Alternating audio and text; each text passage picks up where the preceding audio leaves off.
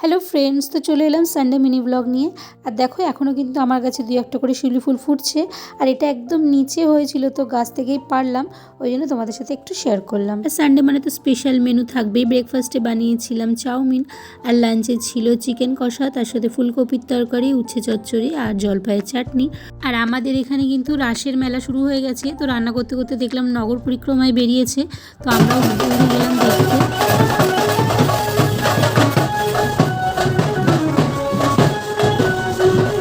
তো আমাদের এখানে কিন্তু 4 দিন ধরে রাসের বেশ বড় করে মেলা হয়, আর এটা আমাদের রুদ্রপুর মায়ের মন্দিরেই হয়। তো তারপরে চলে এলাম বাড়িতে। আর বাবির একটা পার্সেল এসেছিলো এখানে, ওর জন্য একটা ফুল স্লিভস টি শার্ট অর্ডার করেছিলাম, যেটা কিন্তু দেখতে বেশ সুন্দর হয়েছিল। আর তারপরে সন্ধ্যেবেলায় বাবি বানিয়েছিল মুড়ির চপ, আর ও বললো মা তুমি কোনো রকম হেল্প করবে না, আমি একাই বানাবো।